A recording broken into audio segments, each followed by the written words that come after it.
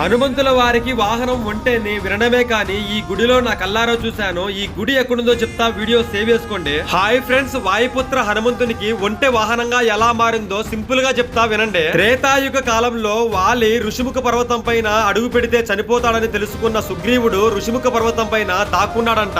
మిత్రుడైన సుగ్రీవుణ్ణి చూసేదానికి హనుమంతుల వారు ఋషిముఖ పర్వతం దగ్గరికి వచ్చారంట. అప్పుడు హనుమంతుల వారికి అక్కడ ప్రవహించే పంపా నదిని తిరిగి చూడాలి అనిపించిందంట. కానీ పంపానది తీరం మొత్తం ఇసుకతో నిండి ఉండడంతో హనుమంతుల వారు కాలు పెడితే కూరుకుపోతుందంట. అది గమనించిన సుగ్రీవుడు హనుమంతుల వారికి ఒక ఒంటెను వాహనంగా ఇచ్చారని, ఆ ఒంటె మీదనే పంపానది మొత్తం హనుమంతుల వారు తిరిగారని, అందుకే హనుమంతుల వారికి ఒంటె వాహనంగా అయిందని చెప్తూ ఉంటారు.